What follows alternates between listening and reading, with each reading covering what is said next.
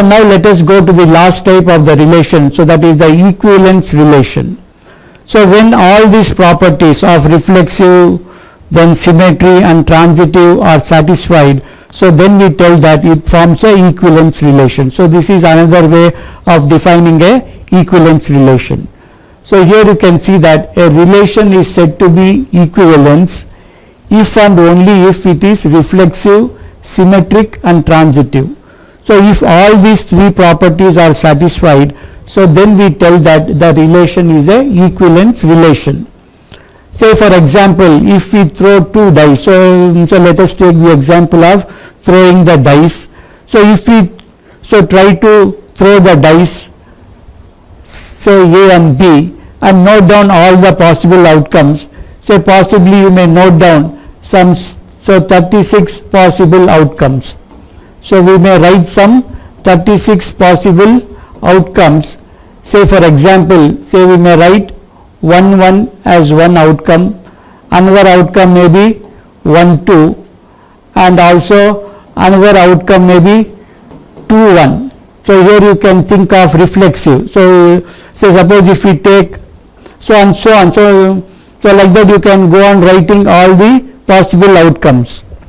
So now if we think of the first property, so that is the reflexive property, so then we can write, so this say 1 1 is also true and also 2 2 is also true, so that the reflexive property is satisfied. And if we go to the symmetric property, so if we go to the symmetric property, so we can write this as say 1 2 is one, so representation, or you can see that so one of the possible outcomes is 1 2 and another possible outcome is also 2 1. So this we can tell that it is symmetric. So we can tell that it is symmetric. So because 1 2 also belong to one of the possible outcomes and 2 1 also belongs to so one of the possible outcomes in the total of 36 outcomes. So therefore we can tell that it is symmetric. And also to understand the meaning of transitive, say example, if we have say if 1 2 is one possible outcome and another outcome is possible 2 3. So another outcome is 2 3, and also we can write that so 1 3 may also be another possible outcome. So which tells that so this is transitive.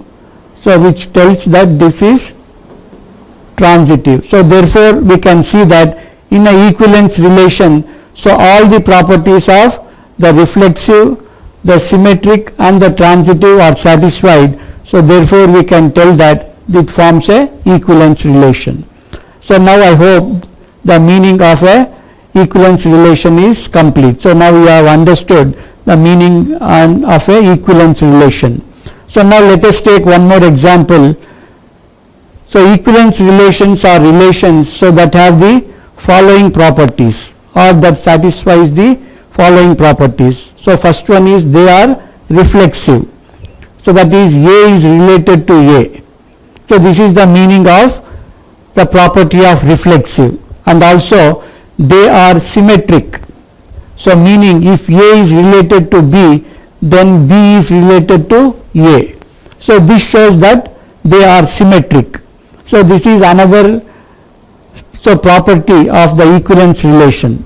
And the third property is they are transitive. So they are transitive. So meaning if A is related to B and B is related to C, so then A is related to C. So this is the meaning of transitive. So if all these three properties are satisfied, so then we tell that it is a equivalence relation. So I hope now you have understood the meaning of a relation and also the different types of relations. So now after having understood